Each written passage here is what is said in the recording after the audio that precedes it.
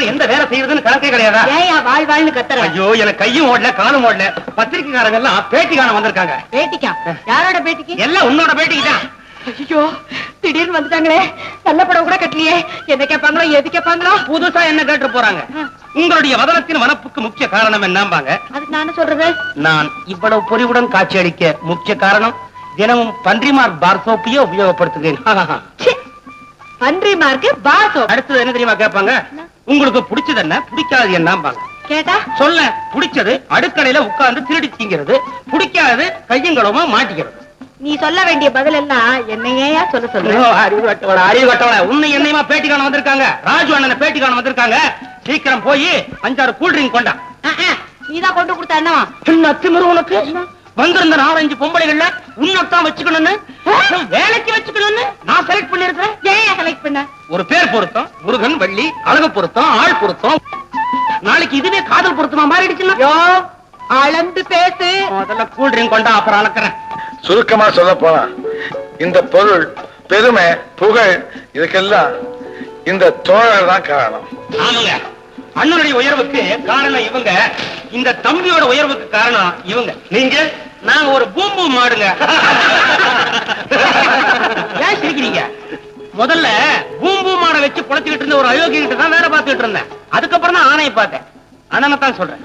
எப்படி ஆனை தன் கால தொட்டவங்களை தூக்கி தலைமையில வச்சுக்குதோ, அதே மாதிரி தஞ்சம்னு கால வந்து விடுறவங்களை அண்ணனும் தலைமையில தூக்கி வச்சுக்குவார். இவரோட வேடிக்கையில விவேகமும் இருக்குதுங்க. எழுதிக்குங்க. ஆமாங்க, உங்க தோழர்கள் சம்பாதிச்சு கொடுத்த பணத்தினால்தான் இவ்வளவு பெரிய வீட்டை வாங்குனீங்க. ஆமா, தோழர்கள் செய்த உன்னதமான விளையாட்டுகளும், என் உயிரை பணம் வச்சு நான் ஆடின வீர சாகசங்களும், குறைந்த வட்டிக்கு நான் வாங்கின கொஞ்சம் பணமும் சேர்ந்துதான் நீங்க பார்க்க இந்த மாளிகையா காட்சியளிக்குது. ஆஹா, ரொம்ப அற்புதங்க. நினைச்சே பார்க்க முடியல. ஆளை கட்டி தீனி போட்டா கட்டாதுன்னு சொல்றாங்களே, அதை பத்தி உங்க அபிப்பிராயம் என்ன? நான் தான் அப்பவே சொன்னேன், யானையை கட்டி நாங்க தீனி போடல, யானை தான் எங்களுக்கு தீனி போடுது. கேட்கறதுக்கே ரொம்ப மகிழ்ச்சியா இருக்கு சார். உங்களுடைய அன்பான பேட்டிக்கு எங்களுடைய நன்றி. போயிட்டு வரேன். கூல்ட்ரிங்க் சாப்பிட்டு பாருங்க.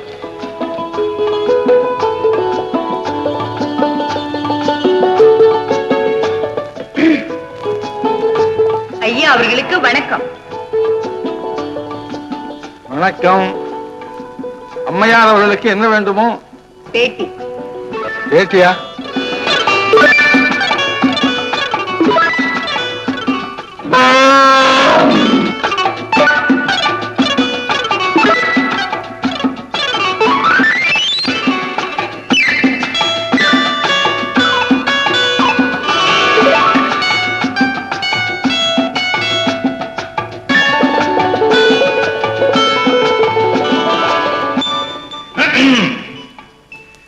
பேட்டி கேட்ட பெண்மணியை, உங்கள் கேட்டின் பெயர் என்ன?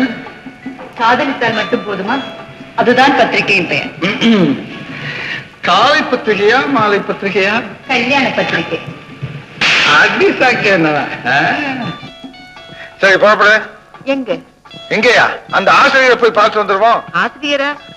தெரியல, உங்க அப்பா. வா ராஜு, நில்லுங்க. உங்களை மதிக்காத உங்க வீட்டு வாசல மறுபடியும் மிதிக்கணுமா? ஏன் விஜயா, முதற்படி நம்ம 2 பேருக்கும் கல்யாணம் செய்து வைக்க வேண்டியவர் உங்க அப்பா தானே. வா வா விஜயா, வாமா வா. விஜயா, கல்மனசு படைச்சிட்ட தகப்பனை நீ பார்க்க வரமாட்ட, அதனால நானே வரலாம தாமா புறப்பட்டேன். அப்பா, நான் மட்டும் வரல, நீங்க எதிர்பார்த்த அந்தஸ்தோட அவரும் வந்திருக்காரு.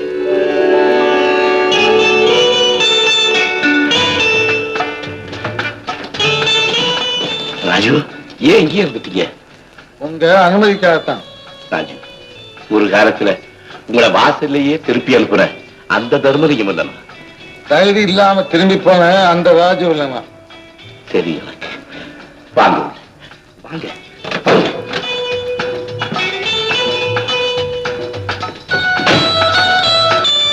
வாங்க வாங்க.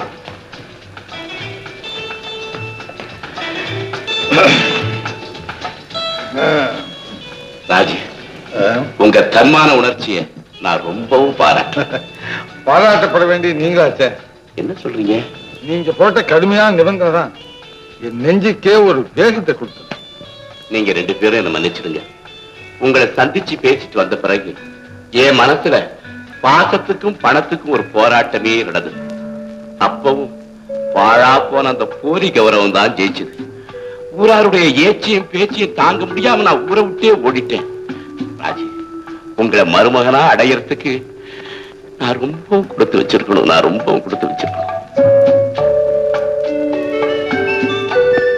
நீங்க தான் என்ன இன்னும் மருமகன் ஆக்கிக்கலையே. அதுக்கு உங்க அனுமதியை பெறத்தாப்பா வந்திருக்காரு. ராஜு, உங்க உயர்ந்த பண்புக்கு நான் தலை வணங்குறேன். சீக்கிரமா கல்யாணத்துக்கு ஏற்பாடு பண்றேன்.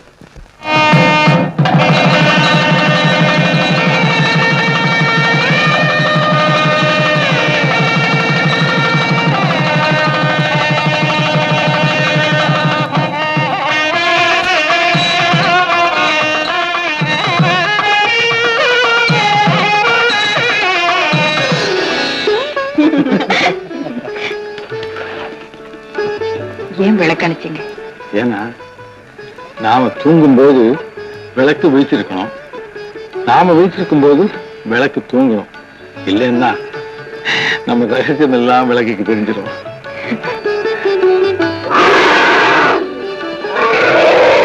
என்னங்க இது?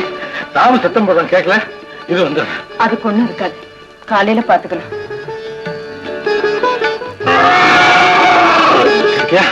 இன்னுமா புரியல? பார்த்துட்டு சீக்கிரம் வந்துடுறேன். கண்ணுல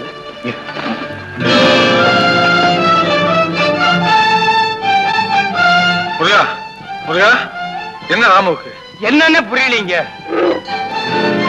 முருகா, போய் டாக்டர் கூட்டம். ராமு, ராமு.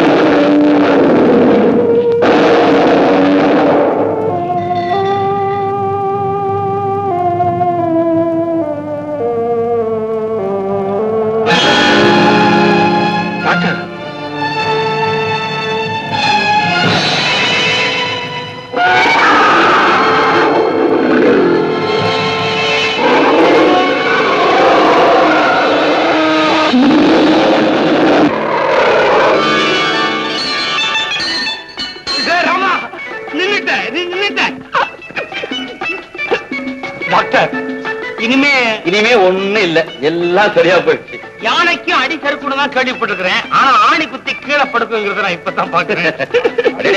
மணி 6 ஆயிடுச்சு. உங்களுக்கு மூடுதா? நல்ல ஆளப்பானி. அப்ப நான் வரட்டுங்களா? உங்களுக்கு ரொம்ப கஷ்டத்தை கொடுத்தேன் டாக்டர். நோ, அதெல்லாம் ஒண்ணு இல்ல. அப்ப நான் போயிட்டு வரேங்க.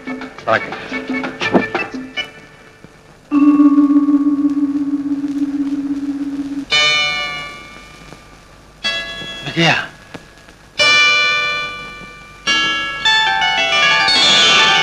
விஜயா, நீ இன்னும் தூங்கலையா? நான் கூட இன்னும் தூங்கவே இல்லை.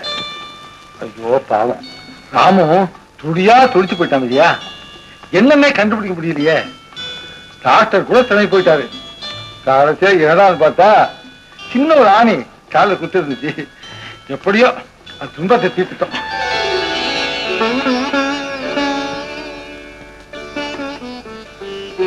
விஜயா, விஜயா, ஏன் அதோட கால்ல ஆணிதான் குத்தி இருந்துச்சு. என்னோட இதயத்துல ஈட்டியே பாஞ்சிருக்கு. விஜயா, ராமு படுற வேதனை தான் உங்களுக்கு புரிஞ்சிட தவிர உங்க மனைவி படுற வேதனைய உங்களால புரிஞ்சுக்க முடியலையே. அந்த அன்பை நான் குறைச்சு சொல்லல. அந்த அளவுக்கு உங்க இதயத்துல எனக்கும் இடம் கொடுக்கலையேன்னு தான் நான் வருத்தப்பட்டேன். போதும் விஜயா, போதும். எங்கெங்கேயோ தனித்தனியா பிறந்து வளர்ந்த ஒரு ஆணும் பெண்ணும் எதிர்பாராத இடத்துல சந்திக்கிறோம். உள்ளத்தை பறி கொடுக்கிறோம். அத காதல்னு சொல்றோம். அப்படி காதலன் காதலியா இருக்கிறவங்களுக்கு கணவன் மனைவிங்கிற பந்தத்தை உண்டாக்குறது தான் கல்யாணம். கல்யாணத்துக்கு பிறகு கணவனுக்கும் மனைவிக்கும் உடல் தான் இரண்டு, உயிர் ஒண்ணுதான். அந்த புனிதமான உறவை ஏற்படுத்துற இரவுக்கு பேர் தான் முதல் இரவு. அந்த முதல் இரவுல இப்படி ஒரு ஏமாற்றம் ஏற்பட்டா விஜயா, நீ மட்டும் இல்ல, வேற எந்த பெண்ணா இருந்தாலும் இது போலத்தான் வேதனைப்படுவான். உங்க அன்பை புரிஞ்சுக்காம நான் தவறு பண்ணிட்டேன், என்ன மன்னிச்சிருங்க. இப்ப ராமுக்கு எப்படி இருக்கு? அவன் நல்லா தான் இருக்கான். விஜயா, கொஞ்சம் சரி.